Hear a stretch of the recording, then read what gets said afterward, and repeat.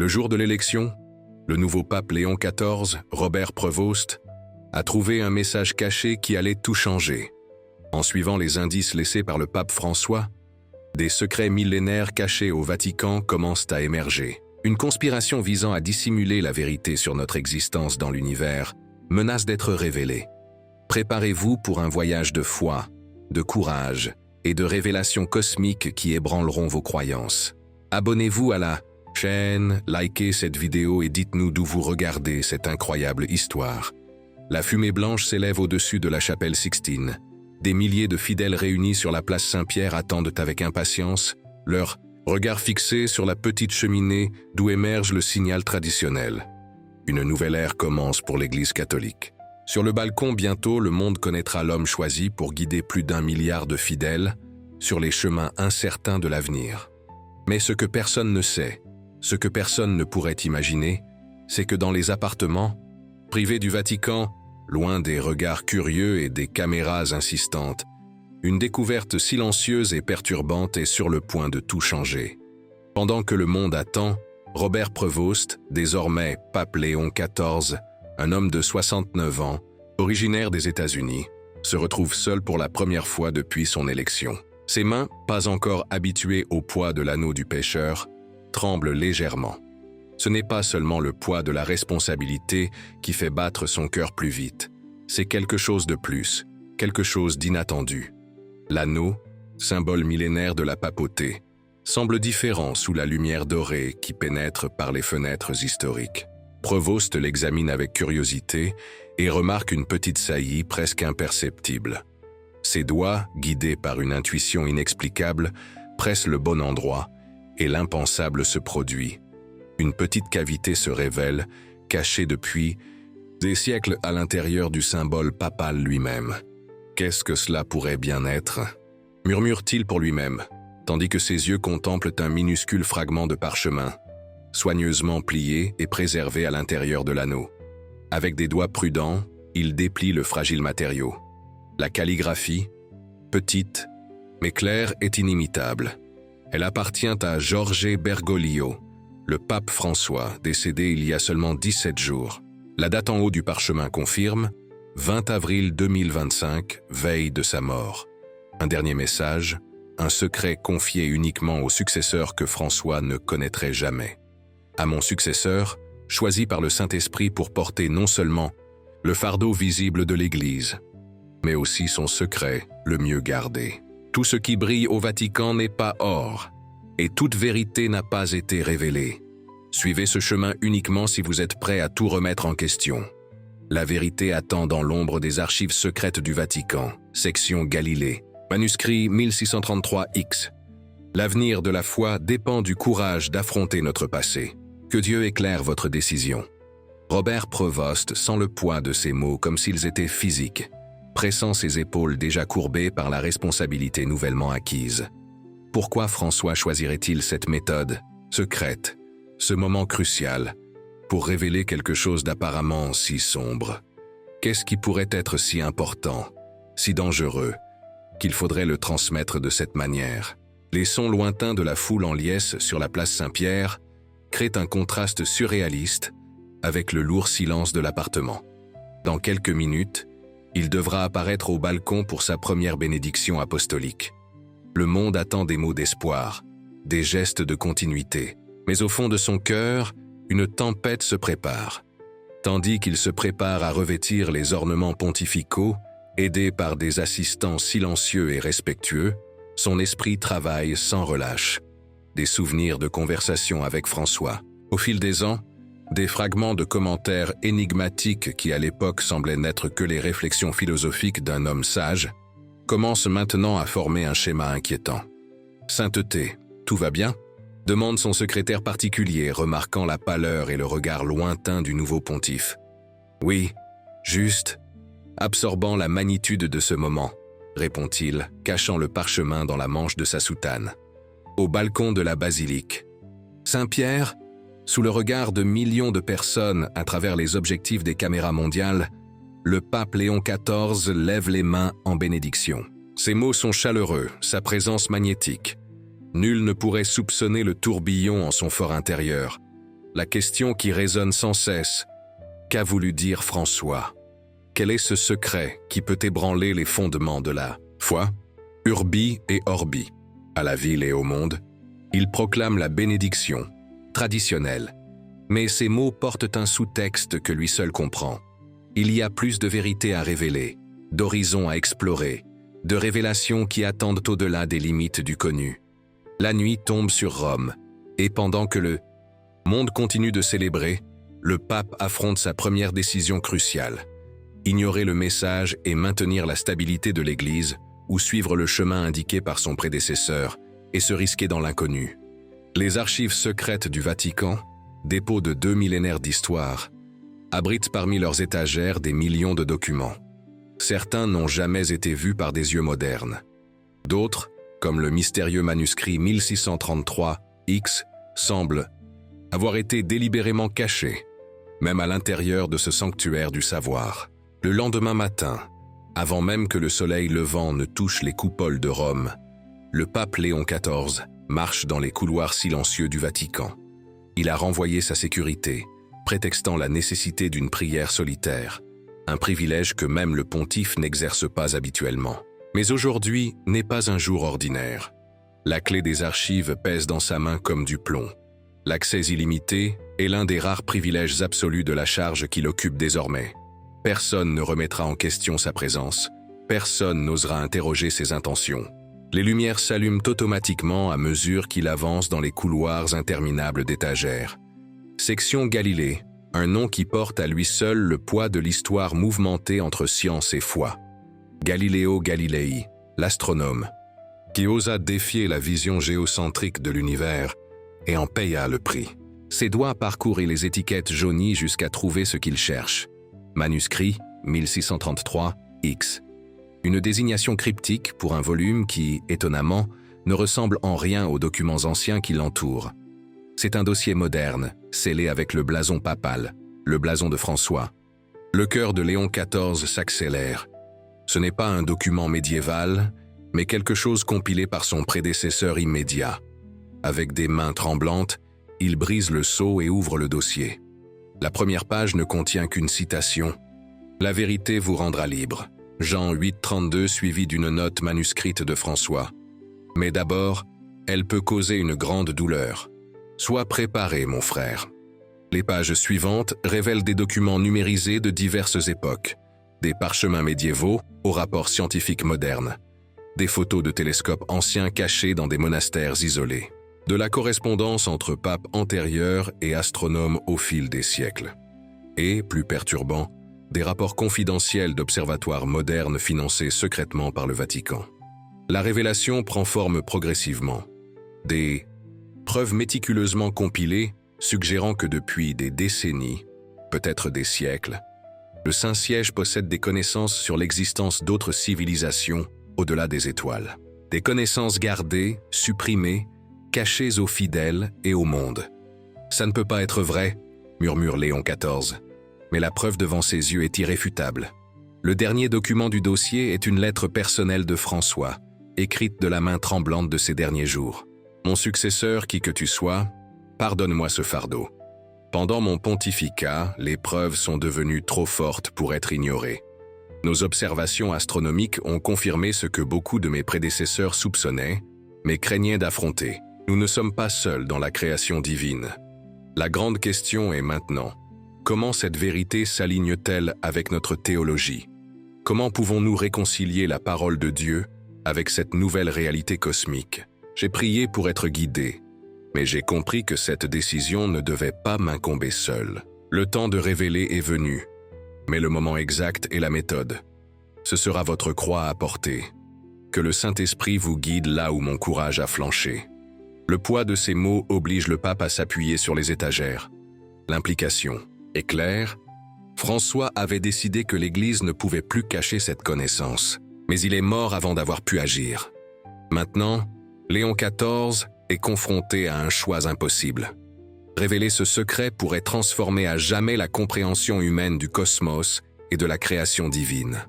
Ou cela pourrait détruire la foi de millions, déstabilisant une institution qui a survécu 2 millénaires, Tandis qu'il contemple les conséquences monumentales, il entend des pas s'approcher, rapides, décidés. Il n'eut pas le temps de refermer le dossier quand la figure imposante du cardinal Alessandro Ricci, chef de l'administration financière du Vatican, apparaît dans le couloir éclairé. « Sainteté, je ne m'attendais pas à vous trouver ici. » La voix du cardinal italien résonne entre les étagères, ses mots polis, mais ses yeux, fixés sur le dossier ouvert dans les mains du pape. Je suis simplement en train d'explorer les trésors de notre histoire. Léon XIV essaie de paraître désinvolte, mais il perçoit immédiatement au regard de l'autre homme. Ricci sait ce qu'il a trouvé. Je vois que François vous a laissé son message. Le cardinal s'approche, son visage un masque d'inquiétude étudié. Sainteté, permettez-moi de vous offrir un peu de contexte pour ce que vous voyez. Certaines théories peuvent sembler convaincantes lorsqu'elles sont isolées. Mais cela va au-delà des théories, n'est-ce pas, Éminence? L'interrompt Léon XIV, étudiant attentivement la réaction du cardinal. Ce sont des données observationnelles, des rapports scientifiques, de la correspondance officielle, compilés par François lui-même. Un silence tendu s'installe entre les deux hommes. Finalement, Ricci soupire. Sainteté, il y a certaines connaissances que l'Église a jugé prudent de garder réservées, non par peur ou malhonnêteté, mais par responsabilité pastorale. Imaginez l'impact. L'impact de quoi exactement? Presse le pape, sa voix gagnant en fermeté. De savoir que Dieu a créé d'autres êtres en dehors de nous, que l'univers est encore plus vaste et merveilleux que ce que nous enseignons. L'impact sur la foi des simples, sainteté, sur la stabilité de l'Église, sur les Écritures qui ne mentionnent pas explicitement. Ricci hésite. D'autres mondes, d'autres créatures intelligentes, complète Léon XIV. Les Écritures ne mentionnent pas non plus explicitement les microbes ou les galaxies, cardinal, mais nous acceptons leur existence sans crise théologique. C'est différent, et vous le savez. La voix de Ricci se durcit. Il y a d'autres facteurs à considérer. Des alliances politiques, des financements de recherche, des accords avec des gouvernements. L'Église n'est pas seulement la voie sainteté, mais aussi une institution avec des responsabilités terrestres. Voilà, l'admission voilée qu'il y a plus en jeu que la simple théologie. Pouvoir, contrôle, alliance. Le nouveau pape réalise qu'il marche sur un champ de mine plus complexe qu'il ne l'imaginait. Qui d'autre le sait? Un cercle très restreint. Quelques cardinaux. Les directeurs de nos observatoires. La sœur Sophie Martin, bibliothécaire en chef, a catalogué les documents pour François, mais elle en ignore le contenu complet. Ricci fait une pause significative. Et maintenant, votre sainteté. Et qu'est-ce que François avait l'intention de faire? Le cardinal hésite à nouveau, choisissant soigneusement ses mots. Dans ces derniers mois, il se montrait inquiet. Il parlait de préparer les fidèles à de nouvelles révélations. Beaucoup d'entre nous craignaient qu'il n'envisage des pas précipités. Et puis, il est mort. Les mots planent dans l'air comme une accusation non formulée. Un accident vasculaire suivi d'une insuffisance cardiaque, comme annoncé officiellement. Ricci soutient le regard du pape sans hésiter.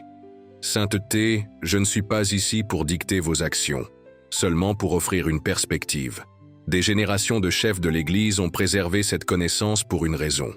Toute révélation devrait être soigneusement planifiée, sur des années, peut-être des décennies. Le pape Léon XIV referme lentement le dossier, son esprit traitant les implications, les couches de complexité. J'apprécie votre franchise, cardinal Ricci. Je vais réfléchir à tout cela dans la prière. Bien sûr, sainteté, nous sommes tous à votre service. Ricci s'incline respectueusement, mais ses yeux restent vigilants. Permettez-moi de vous raccompagner à vos appartements. Il y a des affaires urgentes de l'administration qui requièrent votre attention. Le message est clair. Retournez à vos fonctions officielles, laissez les secrets où ils sont. Le monde tourne comme il a toujours tourné. En vérité, j'aimerais rester seul un peu plus longtemps. Le ton du pape ne laisse aucune place à la discussion. J'ai beaucoup à méditer avant mon premier discours officiel demain. Le cardinal recule, incapable d'insister sans paraître irrespectueux. Comme vous le désirez, sainteté, je serai disponible quand vous aurez besoin. Avec une dernière révérence, il s'éloigne dans le couloir, ses pas résonnant dans l'immensité des archives. Dès qu'il se retrouve seul, Léon XIV respire profondément. Le jeu de pouvoir vient de commencer et il connaît à peine les règles ou les joueurs. Mais une chose est certaine, François lui a confié cette vérité pour une raison. Et il ne peut pas simplement l'ignorer. Ses yeux errent sur les étagères infinies des archives. Combien d'autres secrets dorment ici, attendant le bon moment pour se réveiller? Et qui décide quand ce moment arrive? Avant de partir, il range soigneusement le dossier sous ses soutanes papales. Il a besoin d'alliés, d'informations, de temps pour comprendre complètement ce qui est en jeu. Mais quelque chose lui dit que le temps est exactement ce qu'il n'a pas. Tandis qu'il marche dans les couloirs centenaires du Vatican, fraîchement éclairé par le soleil du matin, il sent des regards le suivre. Des employés curieux, des cardinaux spéculatifs, des gardes suisses vigilants. Tous se demandent quel genre de pape il sera. Conservateur ou progressiste, diplomate ou provocateur. Aucun d'eux n'imagine que la vraie question pourrait être beaucoup plus profonde. Sera-t-il le pape qui révélera au monde que nous ne sommes pas seuls dans l'univers? Au coin d'un couloir, il manque de heurter une figure féminine. Une religieuse d'âge mûr avec des lunettes d'intellectuel et une posture droite. « Pardonnez-moi, sainteté », s'exclame-t-elle, surprise. « C'est ma faute. J'étais distrait. » Il sourit, remarquant le badge d'identification. Sœur Sophie Martin, bibliothécaire en chef. La même mentionnée par Ricci comme la personne qui a catalogué les documents pour François. Leurs regards se croisent un instant, assez pour qu'ils perçoivent quelque chose dans son regard. Connaissance, complicité. Avant qu'il ne puisse décider, elle fait une révérence rapide et poursuit son chemin, mais non sans murmurer. Les cieux racontent la gloire de Dieu, et l'étendue manifeste l'œuvre de ses mains. Le psaume 19. Une référence apparemment innocente, mais le contexte et le moment font que le pape se demande « Est-ce un message, un signe ou juste une coïncidence ?» De retour dans ses appartements, il trouve un jeune prêtre français organisant ses documents pour les audiences de la journée. Père Antoine Dubois, astronome amateur et traducteur, envoyé spécialement pour le conclave. Son regard respectueux, mais intensément curieux, rappelle à Léon XIV sa propre jeunesse. La soif de connaissance, la foi inquiète qui cherche à comprendre. « Père Antoine, puis-je me fier à votre secret absolu ?» Les mots sortent avant qu'il ne puisse pleinement les considérer. C'est imprudent, peut-être même dangereux, mais son instinct lui dit qu'il a besoin de quelqu'un en dehors des structures traditionnelles de pouvoir du Vatican. Le jeune prêtre redresse sa posture, surpris par l'approche directe. Bien sûr, sainteté. Outre le secret sacramentel, j'ai le plus profond respect pour votre confiance. Le pape considère soigneusement ses prochains mouvements. Vous avez une formation en astronomie, correct? Oui, sainteté. Outre la théologie, j'ai un doctorat en astrophysique.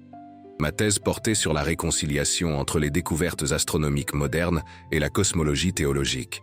Le prêtre semble confus, mais intrigué par la tournure de la conversation. Et si je vous disais que cette réconciliation pourrait être plus nécessaire et plus difficile que vous ne l'imaginez? Les yeux du jeune prêtre s'illuminent d'une curiosité intellectuelle. Je dirais que c'est exactement pourquoi j'ai choisi d'étudier les deux domaines. Sainteté. Léon XIV ressent un soulagement prudent. Peut-être a-t-il trouvé son premier allié dans ce voyage incertain. Père Antoine, j'aimerais que vous étudiiez quelque chose pour moi, en toute discrétion. De la manche de sa soutane, il retire non pas le dossier complet, ce serait trop risqué, mais quelques pages sélectionnées, des données observationnelles récentes, sans contexte qui en révèle l'origine ou les implications complètes. Analysez ces données. Astronomiques. Dites-moi ce qu'elles signifient, scientifiquement parlant. Ne les montrez à personne, n'en discutez avec personne. Il fait une pause significative. Et si quelqu'un vous interroge sur cette conversation, nous étions simplement en train de discuter de ma première homélie. Antoine reçoit les papiers avec respect et curiosité. Quand aurez-vous besoin de mes conclusions, sainteté? Demain matin, avant mon premier discours officiel. Le pape sait que le délai est serré, mais il sait aussi qu'il ne peut pas repousser indéfiniment les décisions importantes. Le monde catholique, et peut-être le monde entier, attend ses premières paroles officielles en tant que chef de l'Église. Pendant que le jeune prêtre se retire, Léon XIV reporte son attention sur les responsabilités immédiates de la papauté. Audiences, décisions administratives, préparation liturgique. Mais dans chaque interaction, chaque conversation, il reste vigilant, observant qui fait preuve d'une loyauté sincère et qui semble avoir des arrière-pensées. Lors d'une réunion avec des représentants de la presse catholique, il choisit soigneusement ses mots en discutant de sa vision pour l'Église. « Nous devons être prêts à élargir nos horizons », dit-il, observant attentivement les réactions. La révélation divine n'a pas cessé avec les dernières pages de la Bible. Dieu continue de se révéler à travers la beauté et la complexité de sa création. La plupart acquiescent à ce qui semble n'être qu'une rhétorique spirituelle. Mais ils remarquent que le cardinal Ricci, présent au fond de la salle, plisse légèrement les yeux. Le message, bien que subtil, ne lui a pas échappé. À la tombée de la nuit, lorsqu'il se retrouve enfin seul, Léon XIV s'agenouille dans sa chapelle privée. La prière a toujours été son refuge, sa force.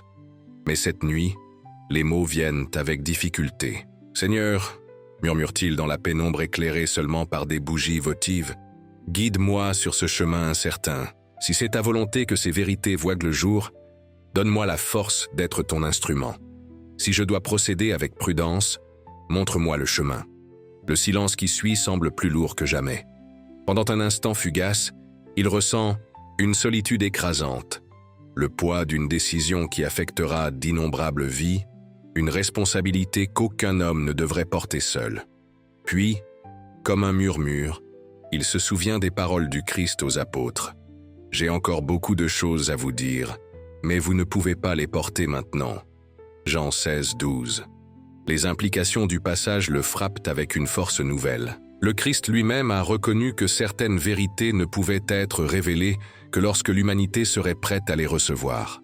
Le monde serait-il prêt maintenant? L'Église serait-elle prête? Un léger coup à la porte interrompt sa contemplation. C'est le père Antoine, pâle et visiblement agité. « Pardonnez-moi d'interrompre votre prière, sainteté, mais c'est urgent. » Le pape se lève, remarquant l'intensité dans le regard du jeune prêtre. « Parlez, mon fils. Les données que vous m'avez remises. » Antoine hésite, comme si les mots étaient trop difficiles à prononcer. « Elles confirment des observations que j'ai moi-même faites à l'observatoire dans les Pyrénées. Ce sont des signes de structures artificielles, pas de phénomènes naturels. » Sa voix s'abaisse jusqu'à devenir presque un murmure. « Sur une étoile spécifique à 40 années-lumière de la Terre. » La gravité de la confirmation frappe Léon XIV comme une vague physique. Ce n'est pas seulement une théorie, ce n'est pas seulement une possibilité théologique abstraite. C'est réel, scientifiquement vérifiable. Et maintenant, deux personnes indépendantes sont arrivées à la même conclusion. « Il y a plus », continue Antoine, son regard évitant directement celui du pape. Pendant que j'analysais les données, sœur Sophie m'a trouvé. Elle sait à ce sujet. Elle a dit que François lui avait confié la préservation de ses documents. « Et elle a dit autre chose ?» demande le pape, soudainement alerte. Antoine acquiesce, déglutissant.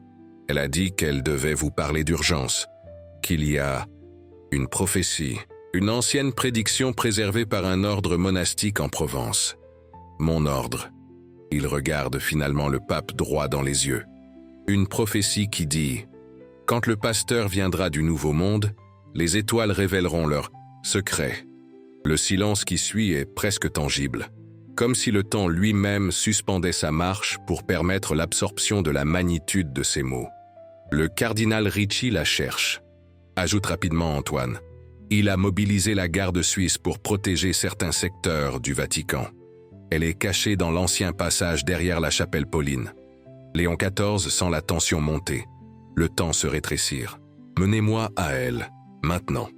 À travers des couloirs silencieux et des passages peu connus, le pape et le jeune prêtre se déplacent comme des ombres, évitant les gardes et le personnel de nuit.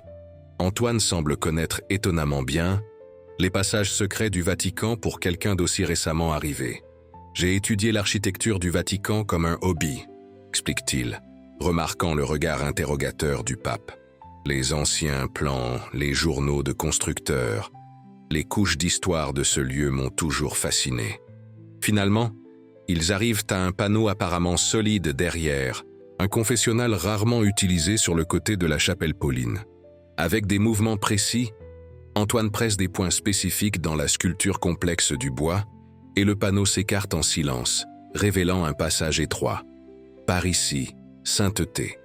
Le passage les mène à une chambre circulaire, éclairée par d'anciennes lampes électriques installées il y a des décennies, mais qui semblent incongrues avec l'architecture médiévale de l'espace. Les murs sont couverts de symboles astronomiques et de textes en diverses langues anciennes.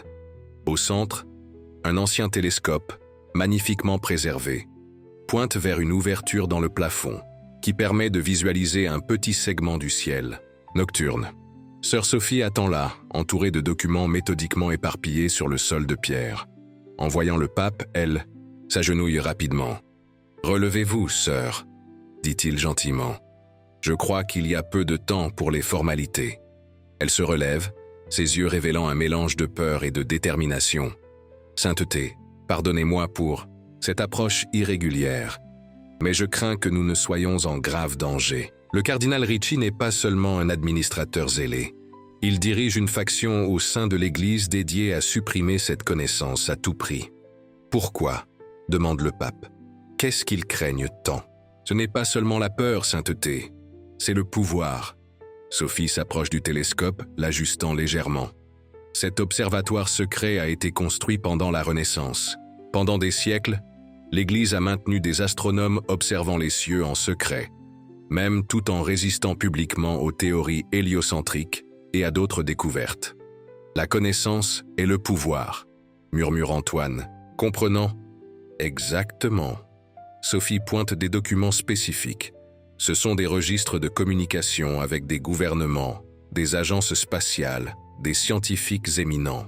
Le Vatican a été central dans la suppression coordonnée de cette connaissance, non seulement pour des raisons théologiques, mais en raison d'accords politiques et économiques qui remontent à des décennies. Léon XIV examine les documents, avec une consternation croissante. Noms de dirigeants mondiaux, corporations puissantes, sommes financières énormes. Tout est interconnecté dans une toile complexe de secrets et d'influences. François a découvert cela progressivement. Continue Sophie. Cela a commencé comme une enquête théologique. Il voulait réconcilier la foi avec la possibilité de vie extraterrestre. Mais plus il enquêtait, plus il découvrait cette conspiration. Et il a décidé de tout. Révéler, conclut le pape. Oui, dans ces derniers mois, il préparait soigneusement le terrain. Ses homélies commençaient à inclure des références subtiles à l'immensité de la création divine, à la possibilité d'autres brebis mentionnées dans les Écritures. Elle hésite. Puis, il est soudainement tombé malade. L'implication plane dans l'air, trop terrible pour être formulée directement. La prophétie, interrompt Antoine, brisant le silence tendu. Parlez au Saint-Père de la prophétie.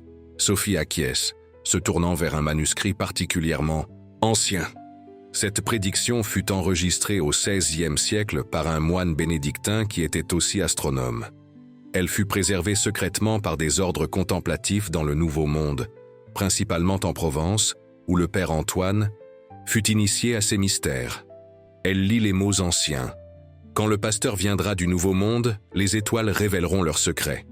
La foi et la science s'uniront à nouveau, et l'humanité affrontera sa vraie nature dans le miroir cosmique de la création divine. Le poids des mots semble rendre l'air dans la chambre plus dense, plus difficile à respirer. « Et vous croyez que je suis ce pasteur ?» demande Léon XIV, sa voix presque un murmure. « Votre sainteté vient du Nouveau Monde, les États-Unis ?» répond Sophie. « Et vous êtes arrivé précisément au moment où nos observations astronomiques révèlent des signes indiscutables. La confluence est extraordinaire. Coïncidence ou providence divine ?» murmure le pape, plus pour lui-même que pour les autres. Quand tant de lignes convergent, dit Antoine, je commence à douter de l'existence des coïncidences. Un bruit lointain interrompt la conversation. Des pas, des voix, le son métallique inimitable d'armes en train d'être préparé. Ils nous ont trouvés, murmure Sophie, la peur évidente dans sa voix. Ricci a dû surveiller vos mouvements. Y a-t-il une autre sortie? Demande le pape d'urgence. Antoine pointe vers un passage presque invisible derrière une tapisserie poussiéreuse.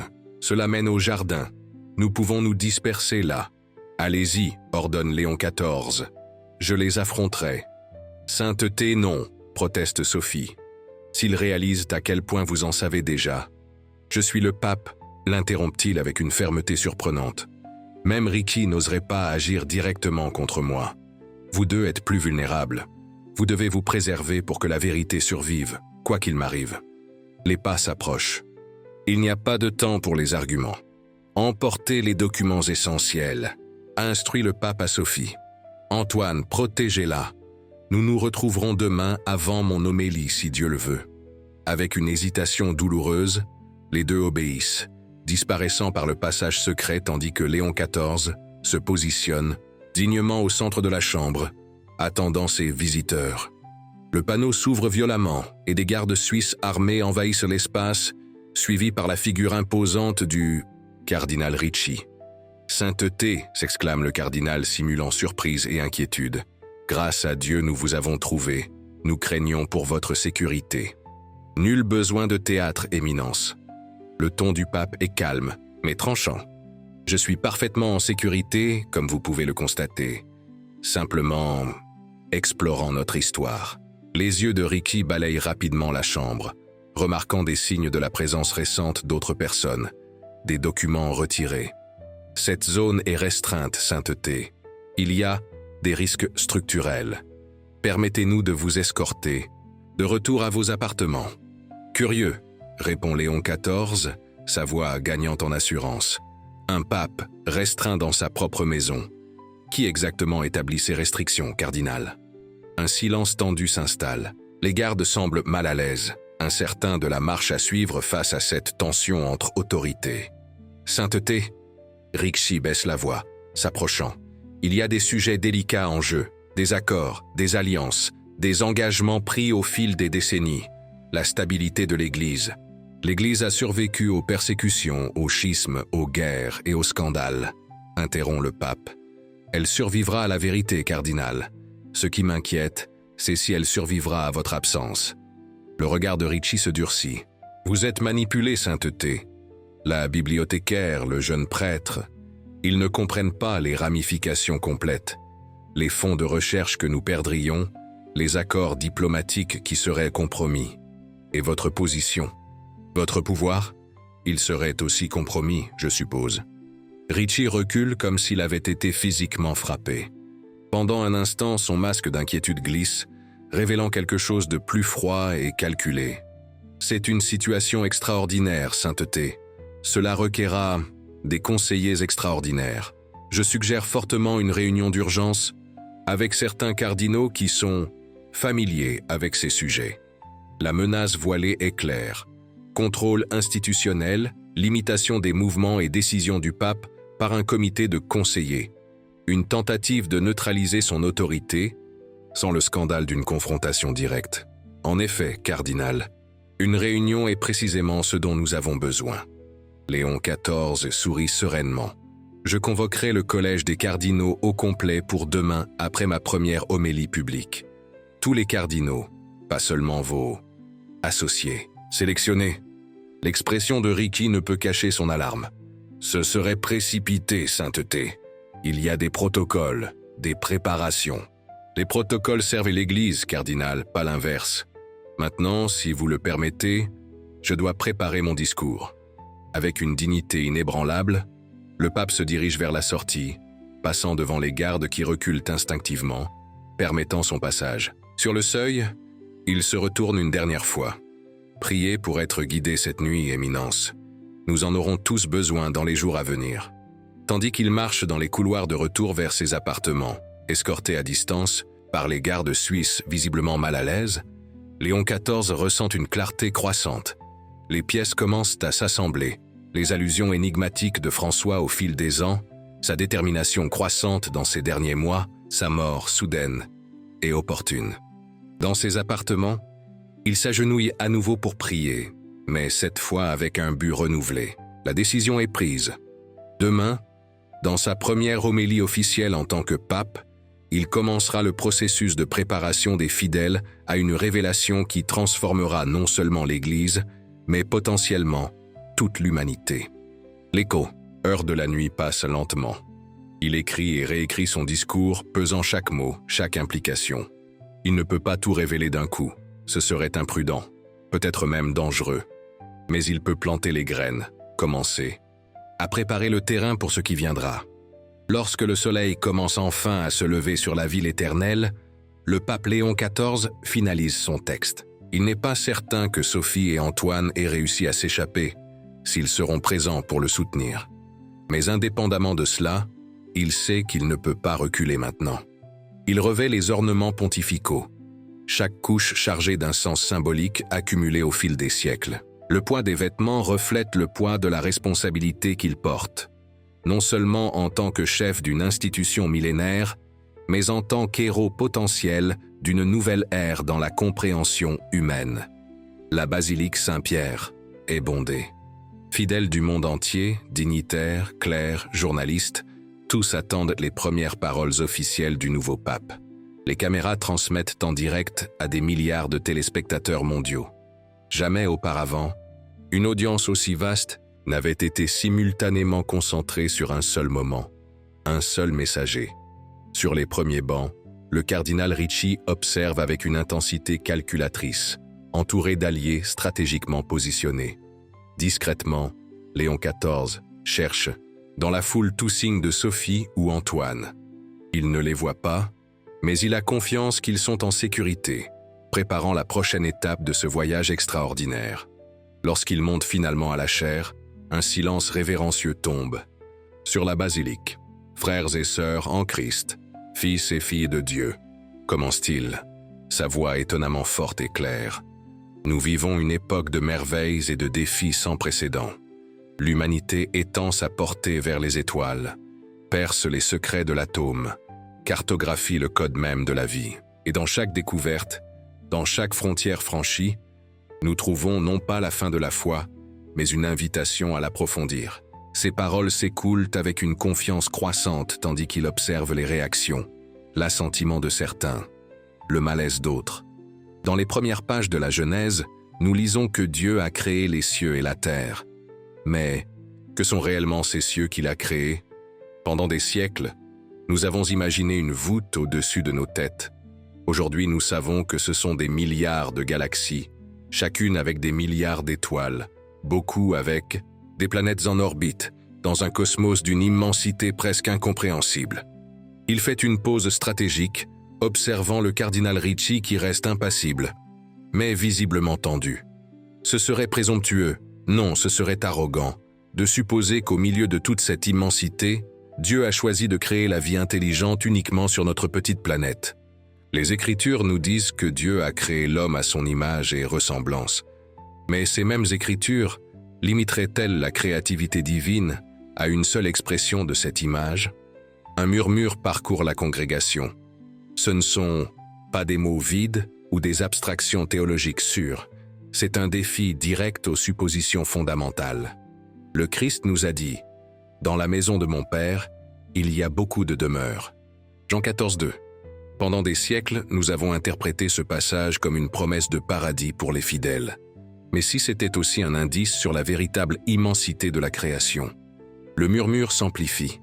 Quelques cardinaux échangent des regards inquiets. Ricci murmure d'urgence à un assistant. L'Église a toujours eu une relation complexe avec la science, poursuit le pape, sa voix gagnant en force. Dans nos meilleurs moments, nous avons été des mécènes du savoir. Dans nos pires moments, nous avons craint des vérités qui semblaient défier nos compréhensions limitées des Écritures. Aujourd'hui, nous nous retrouvons à nouveau à cette croisée des chemins. Soudain, il remarque des mouvements sur le côté de la basilique. Sophie et Antoine, discrètement escortés par un prêtre âgé qu'il reconnaît comme un astronome de l'Observatoire officiel du Vatican. Ils sont en sécurité. L'espoir grandit dans son cœur. Dans les mois et années à venir, mon intention est que l'Église catholique reprenne sa place légitime de pont entre la foi et la connaissance. Que nous embrassions sans peur les découvertes de la science, reconnaissant que chaque vérité révélée sur l'univers est aussi une révélation sur son Créateur. Il voit le soulagement sur le visage de Sophie, le sourire plein d'espoir d'Antoine. Il voit aussi la fureur mal contenue de Ricci, qui comprend maintenant que le nouveau pape ne sera pas facilement contrôlé ou réduit au silence. Pour initier ce processus, j'annonce aujourd'hui la formation d'une nouvelle commission, Foi et Science. Cette commission réunira des théologiens, des scientifiques, des philosophes et des chefs spirituels pour explorer les implications théologiques des découvertes scientifiques les plus récentes, particulièrement dans le domaine de l'astronomie. Un murmure collectif parcourt la basilique. C'est un coup audacieux, mais présenté de manière à ressembler à une continuation naturelle de la tradition de l'Église d'engagement avec la connaissance. La vérité ne craint pas l'investigation. Oh, déclare Léon XIV, approchant de la conclusion. La foi authentique ne tremble pas devant de nouvelles découvertes, car comme l'a écrit saint Augustin, que nous puissions entendre et comprendre, si on me montre dans les Écritures quelque chose qui semble contraire à la vérité, je n'hésiterai pas à dire que soit le texte est corrompu, soit le traducteur n'a pas saisi le sens, soit je ne l'ai pas moi-même compris. Les caméras continuent de transmettre ces paroles au monde, tandis que la graine de la vérité est plantée, non comme une révélation choquante, mais comme une invitation à un voyage de découverte. Un voyage qui, il le sait, mènera finalement à la plus grande révélation de l'histoire de l'humanité, que nous ne sommes pas seuls dans la vaste création de Dieu. Dans les jours à venir, conclut-il avec une autorité sereine, j'invite tous les fidèles à lever les yeux vers les cieux, avec un sens renouvelé d'admiration. Car comme le dit le psalmiste, les cieux racontent la gloire de Dieu, et l'étendue manifeste l'œuvre de ses mains. Et peut-être, frères et sœurs, ces mains divines ont-elles créé encore plus de merveilles que nous n'avons jamais osé imaginer. Le silence qui suit ces paroles finales cède bientôt la place à un applaudissement hésitant, qui croît en volume et en conviction. Beaucoup dans la congrégation ne comprennent pas complètement les implications de ce qu'ils viennent d'entendre, mais ils sentent instinctivement qu'ils ont été témoins de quelque chose de significatif. Le premier pas d'un voyage transformateur. Tandis qu'il descend de la chaire, le regard de Léon XIV croise brièvement celui de Sophie et Antoine. Une compréhension silencieuse passe entre eux. Le travail ne fait que commencer. Les défis à venir seront immenses. Ricci et ses alliés lutteront de toutes leurs forces pour maintenir le statu quo, pour protéger leur pouvoir et leurs secrets. Mais aujourd'hui, une porte a été ouverte qui ne peut plus être complètement refermée. Une lumière a commencé à briller dans les ombres séculaires. Et dans le cœur du nouveau pape, une certitude grandit. François a bien choisi son successeur. La vérité, enfin, a trouvé son messager. Tandis qu'il marche dans l'allée centrale de la basilique Saint-Pierre, bénissant les fidèles qui, tendant la main pour le toucher, il ressent une chaleur intérieure qu'il reconnaît comme la présence du Saint-Esprit. Ce n'est pas seulement sa mission, c'est la prochaine étape dans le long voyage de l'Église à travers l'histoire humaine. Un voyage qui s'étend maintenant au-delà de la terre, au-delà du familier, vers une compréhension plus profonde et plus vaste de la création divine. Le poids sur ses épaules demeure, mais il est maintenant porté avec un but et une clarté. Le chemin à venir sera difficile, dangereux, plein d'obstacles. Mais c'est le bon chemin, le seul chemin, car la vérité, comme promis dans les Écritures, commencera enfin à libérer non seulement l'Église, mais toute l'humanité.